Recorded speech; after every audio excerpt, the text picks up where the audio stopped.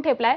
त्यामुळेच पश्चिम महाराष्ट्र देवस्थान समितीने नवरात्र उत्सवाची तयारी सुरू केली आहे। यंदाच्या नवरात्र उत्सवामध्ये पहिल्यांदाच एआयचा वापर केला जाणार आहे आणि त्यासाठी आयआयटी भोपाळची टीम ही कोल्हापुरामध्ये दाखल झाली आहे। भाविकांच्या गर्दीवर नियंत्रण आणि सुरक्षेच्या दृष्टीने एआयचा वापर हा पहिल्यांदाच केला जाणार आहे, अशी माहिती ही पश्चिम महाराष्ट्र देवस्थान समितीचे सचिव शिवराज नायकवडे यांनी दिली आहे। सध्या अंबाबाई मंदिराची स्वच्छता मोहीम सुरू आहे। मंदिराच्या मुख्य शिखराची रंगरंगोटी सुरू असून पुढच्या काही दिवसांमध्ये मंदिर आतून आणि बाहेरून पूर्णपणे स्वच्छ केलं जाणार आहे। याच सगळ्याचा आढावा घेतलाय आमचे प्रतिनिधी विजय केसरकर यांनी। पाहूयात। शारदीय नवरात्र उत्सवाला अवघे काही दिवस शिल्लक आहेत आणि म्हणूनच पश्चिम महाराष्ट्र देवस्थान समितीकडून मंदिराच्या स्वच्छतेची सुरुवात आहे ती केलेली आहे। मी सध्या करवीर निवासिनी अंबाबाई मंदिराच्या जे मुख्य शिखर आहे त्याची रंगरंगोटी कशा पद्धतीने सुरू आहे हे दाखवतोय आम्ही। खरं तर पुढच्या काही दिवसांमध्ये शारदीय नवरात्र उत्सव आहे आणि म्हणूनच मंदिराची स्वच्छता आहे त्याला देखील आजपासून सुरुवात होणार आहे।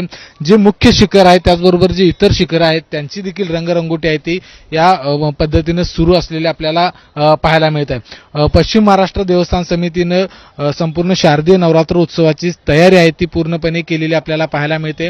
यावेळी पहिल्यांदाच एआयचा वापर आहे तो केला जाणार आहे आणि एआयचा वापर हा दर्शन रांग असेल, त्याचबरोबर भाविक किती वाजता मंदिरामध्ये प्रवेश करतात आणि किती वाजता बाहेर पडतात याची संपूर्ण नोंद आहे ती एआयच्या माध्यमातून ठेवली जाणार आहे। त्याच्यासाठी भोपाळवरून एक टीम आहे ती कोल्हापूरमध्ये दाखल झालेली आहे।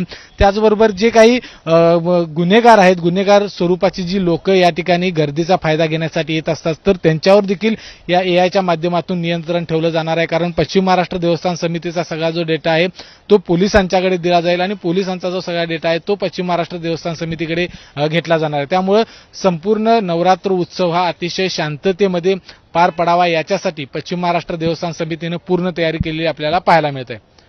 कॅमेरामन निलेश शेवाळेसह विजय केसरकर, एबीपी माझा, कोल्हापूर। तिकडे तुळजापुरात देखील तुळजाभवानी देवीच्या नवरात्र उत्सवाची जोरदार तयारी सुरू आहे। नवरात्र उत्सव कालावधीमध्ये देवीचा छबिना मिरवणुकीसाठी जोरदार तयारीची लगबग सध्या सुरू आहे। ही मिरवणूक वाघ, सिंह, हत्ती, घोडा, मोर, गरुड या वाहनांवर काढली जाते, त्याला रंगरंगोटी केली जाते। तुळजापुरातील पोद्दार कुटुंबीय हे काम करतायत। 2 पिढ्यांपासून